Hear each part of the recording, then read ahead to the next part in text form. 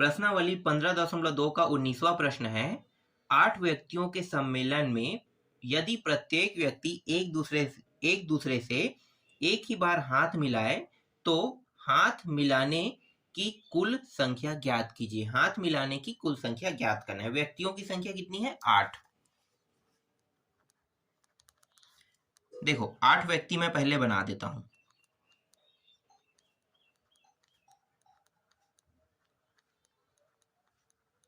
ये 8 व्यक्ति है ना। अब एक व्यक्ति ये और एक व्यक्ति ये दोनों हाथ मिला रहे हैं, ठीक है। तो एक बार में सिर्फ 2 व्यक्ति ही हाथ मिला सकते हैं। तो कुल व्यक्तियों की संख्या कितनी है? कुल व्यक्तियों की संख्या 8 है ना। और एक बार में हाथ कितना मिलाते हैं? 2। इसका मतलब क्या है? इसका मतलब यह है कि 8 व्यक्तियों में से एक बार में 2 ही व्यक्ति हाथ मिला सकते हैं। तो 8 में से 2 व्यक्ति हाथ मिलाएंगे तो इसको हम 8C2 इस तरीके से लिखेंगे। इसी को हम क्या कहेंगे? अभिष्ट संख्या कहेंगे। हम याद कर रहे हैं ना अभिष्ट संख्या, तो अभिष्ट संख्या इसी को कहेंगे। तो 8 का मतलब 8 फैक्टोरियल और ये 2 फैक्टोरियल, फिर 8 में 2 घटाओगे तो 6 फैक्टोरियल हो जाएगा। तो ये रहा 8 गुणित 7 गुणित और यहाँ पे 6 फैक्टोरियल, मतलब इसको 6 फैक्टोरियल तक के ले जाएंगे। फिर 2 को हम कैसे लिख सकते हैं? 2 गुणित 1 गुणित ये रहा 6 फैक्टोरियल। ये दोनों कट गया, 2 एकम 2 चौके से कट गया। और कुछ कट रहा है क्या? नहीं कट रहा है, तो गुणा कर देते हैं। बचा है उसको, है ना। तो 4 और 7 बचा है, 7 चौक 28। तो 28 यहाँ पे उत्तर आ जाएगा। तो इस तरीके से पहले प्रश्न का उत्तर मतलब 19वां प्रश्न का उत्तर निकल गया। देखो 20वां प्रश्न। एक बैठक में प्रत्येक व्यक्ति एक दूसरे से हाथ मिलाता है। वहां कुल 66 हाथ मिलाए जाते हैं। बैठक में कितने व्यक्ति शामिल हैं? तो अब आप लोग ये मत समझना कि 66 हाथ मिला रहे हैं मतलब एक आदमी के पास 2 हाथ है तो 2 हाथ हो गया, तो संख्या कितना हो जाएगा? आधा कर देंगे, 2 से भाग करेंगे तो 66 को कितना आ जाएगा? 33 आएगा ना। तो आप लोग यही सोच रहे होंगे कि 33 व्यक्ति होगा। नहीं, ये फैक्टोरियल वाला क्वेश्चन है भाई। फैक्टोरियल वाला क्वेश्चन में इस बार क्या दे दिया है? इस बार ना जितने बार मतलब हाथ मिलाने के बाद कुल कितने बार हाथ मिलाया है इसकी संख्या दिया हुआ है, ठीक। तो हमें निकालना क्या है? कितने व्यक्ति शामिल थे, मतलब उन व्यक्तियों की संख्या निकालना है। तो चलो निकालते हैं। कुल हाथ कितना दिया हुआ है? 66। ये 66 मिलाया जाता वाला है ना, तो मैं लिख लेता हूं कुल हाथ 66 बार मिलाया जाता है, ठीक। और हमें क्या निकालना है? व्यक्तियों की संख्या निकालना है ना। तो हम व्यक्तियों की संख्या को हम क्या मान लेते हैं? n मान लेते हैं। तो व्यक्तियों की संख्या बराबर हमने माना n माना, ठीक है। n हम इसे मान लेते हैं। अब हम निकालने वाले हैं हाथ मिलाने की कुल संख्या। हाथ मिलाने की कुल संख्या दिया हुआ है ना, कुल संख्या। और ये रहा n। व्यक्तियों की संख्या कितना है? n है, तो n इसके बाद c। और मैंने बताया था कि एक बार में 2 ही व्यक्ति हाथ मिला सकते हैं, ऐसा कुछ चित्र के माध्यम से इससे पहले वाले में है ना। तो एक बार में कितने व्यक्ति हाथ मिला सकते हैं? 2 व्यक्ति। तो 2 यहाँ पे हम इस तरीके से कर देंगे। ये जो हाथ मिलाने की कुल संख्या प्रश्न में दिया हुआ है, कितना दिया हुआ है? 66। तो हम क्या करेंगे? इस लेफ्ट हैंड साइड में 66 लिख लेंगे। और ये जो है n है ना, n फैक्टोरियल हो जाएगा। और ये रहा 2 फैक्टोरियल, फिर n माइनस 2, तो ये हो गया n माइनस 2 फैक्टोरियल, ठीक है। यही आएगा n और n माइनस 2 फैक्टोरियल।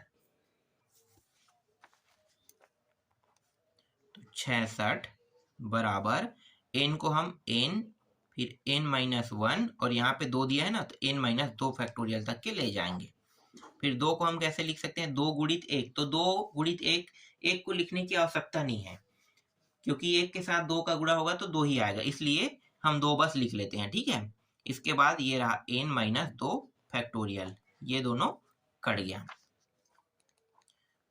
ये दोनों गुणा हो जाएगा, ठीक है, तिरिया गुणा हो रहा है, तो 66 दूनी कितना हो जाएगा, 66 दूनी 132, तो ये हो गया 132, और यहाँ पे बचा क्या है, एन एन माइनस 1, इनको भी गुणा कर देते, एन एन एन का वर्ग हो गया माइनस एन हो जाएगा। अब इसे जमा के लिख लेते हैं, ठीक है, तो एन का वर्ग माइनस एन, और इसको हम इस साइड ले जाएंगे, तो ये किस में है, प्लस में है ना, प्लस में है तो क्या हो जाएगा, माइनस में हो जाएगा, तो ये 132 माइनस हो गया, और इसके साइड में क्या बचेगा, 0, ठीक है, हमने साइड को अदला बदली कर दिया है समझो, और अदला बदली करने के बाद इसको हमने इस साइड ले गया, तो यहाँ पे बचे क्या, 0, ठीक है, एन का वर्ग माइनस एन, और ये इस साइड आके प्लस से माइनस हो गया, क्लियर। अब करने क्या वाले हैं, अब आपको जब ऐसा कुछ दिखाई दे ना, तब आपको गुणनखंड डायरेक्ट करना है। आपको पता है कि एन का वर्ग माइनस एन दिया है और एक संख्या दिया है, तो इसका मतलब ये है कि ये गुणनखंड अब होने वाला है, ठीक है, तो गुणनखंड कर देते हैं, तो ये रहा एन का वर्ग, और यहाँ पे ये जो एन दिया है ना, इसको दो भागों में तोड़ेंगे, दो भागों में तोड़ेंगे तो जोड़े या घटाए, मतलब जोड़ेंगे या घटाएंगे तो एन ही आना चाहिए, ठीक है, और अगर दोनों का गुणा करें, जो संख्या हमने जोड़ और घटा किया है उन दोनों संख्याओं को गुणा करेंगे तो 132 आना चाहिए, तो वो संख्या क्या हो सकता है, -12n माइनस नहीं +11n, ठीक है। अब संख्या को गुणा कर दो, तो -12 और +11 को गुणा करो, कितना आ जाएगा, 132 आ रहा है ना, तो इस तरीके से दो हिस्सों में तोड़ा जाता है। जोड़ा बना दो, तो ये रहा n का वर्ग, मतलब n यहाँ से उभयनिष्ठ निकल जाएगा, एक n बचेगा, n तो पहले ही निकल गया है, तो 12 बस यहाँ पे बचेगा, फिर प्लस, एक मिनट, यहाँ पे माइनस दिया है ना, मैं यहाँ पे प्लस लिख रहा था, प्लस, फिर यहाँ पे हम 11 को उभयनिष्ठ के रूप में निकाल देते हैं, तो n बचेगा, और ये 12 बार में, ठीक है, 132 होता है, तो ये 12 यहाँ पे आ गया, बराबर 0। तो ये देखो फिर से n-12 दिया हो ना, तो n-12 को उभयनिष्ठ निकाल लेते हैं, और ये जो दोनों बचा इसको एक कोष्ठक के अंदर लिख देते हैं इस तरीके से। अब दो खंड करते हैं, एक बार इसको और 0 को लेकर हल करेंगे, ठीक है, ये दोनों पहले हल करेंगे, इसके बाद इसका और इसका हल होगा, तो n-12 बराबर 0, तो n बराबर 12 हो जाएगा, फिर n + 11 बराबर 0, तो n बराबर -11 होगा। अब यहाँ पे ये जो -11 आ रहा है ना, ये मान ऋणात्मक में हो रहा है, और ऋणात्मक में हो रहा है इसका मतलब ये है कि ये मान अमान्य है ना। अमान्य क्यों हो रहा है, क्योंकि ये माइनस में आ रहा है, और व्यक्तियों की संख्या कोई भी कंडीशन में माइनस में नहीं आ सकता, ठीक है, कुछ चीजें ऐसी है जो माइनस में आ ही नहीं सकता, किसी की संख्या बताना है तो माइनस में तो हो नहीं सकता, हमेशा प्लस में होता है, इसलिए n का मान माइनस में आने के कारण, मतलब -11 है, इसलिए ये अमान्य है। तो कुल व्यक्तियों की संख्या किसे मानेंगे, कुल व्यक्तियों की संख्या हम n बराबर 12 को मानेंगे। तो यही क्या है, इस प्रश्न का उत्तर है। तो यहाँ पे आप लिख सकते हो, अभीष्ट व्यक्तियों की संख्या बराबर 12 है, यही इस प्रश्न का उत्तर है। तो इस तरीके से 19वां भी कंप्लीट हो गया। एक प्रश्न और बचा है, उनको भी अब देख लेते हैं।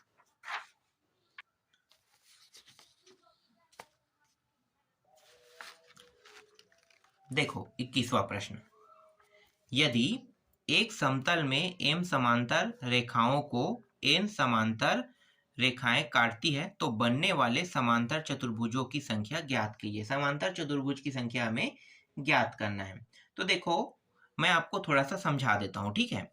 एक रेखा है m, है ना, m समांतर रेखा है, और एक क्या है, n समांतर रेखा है, और ये दोनों एक दूसरे को काट रही है।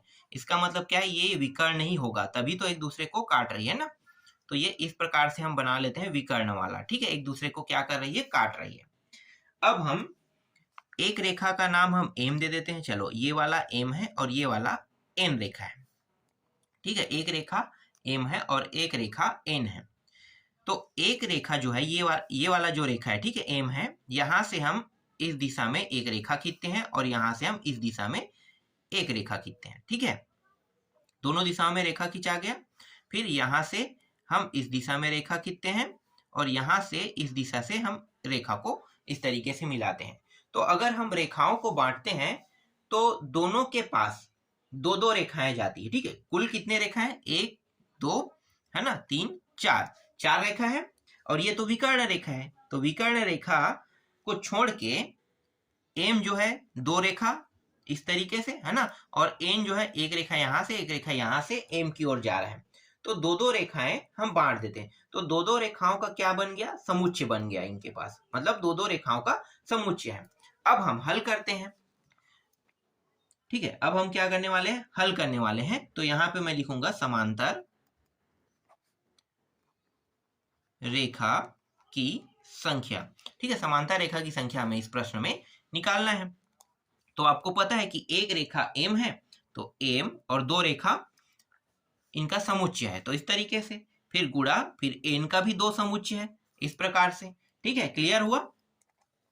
अब ये एम फैक्टोरियल, फिर 2 फैक्टोरियल, फिर एम माइनस 2 फैक्टोरियल, गुणित N factorial 2 factorial, N minus 2 factorial. तो एम, फिर एम माइनस 1, फिर एम माइनस 2 फैक्टोरियल, 2 फैक्टोरियल, फिर एम माइनस 2 फैक्टोरियल, गुणित N, N minus 1, N minus 2 factorial, फिर 2 फैक्टोरियल, फिर एन माइनस 2 फैक्टोरियल। ये और ये कट गया, यहां भी वैसा ही होगा, ये दोनों कट जाएगा। तो एम, यहां पे क्या बच रहा है, एम बच रहा है ना, तो एम, फिर एम माइनस 1, फिर यहां से एन, फिर एन माइनस 1, यहाँ पे 2, यहाँ पे 2, ठीक है। दोनों फैक्टोरियल में मतलब 2 गुणित 2 कर लो, एक का तो कोई मतलब ही नहीं है ना, तो हम सिर्फ 2 2 को लिख लेते हैं। तो 2 गुणित 2, और ये एम और एन को एक साइड लिख लेते हैं, एम एन, फिर एम माइनस 1 और एन माइनस 1, और ये रहा 4, 1 मिनट यहाँ पे 4, ठीक है। और आगे हल हो रहा है क्या, नहीं हो रहा है, तो यही क्या होगा, इस प्रश्न का उत्तर है। इस तरीके से प्रश्नावली 15.2 पूरा कंप्लीट हो गया। इसके बाद नेक्स्ट प्रश्नावली को देखेंगे।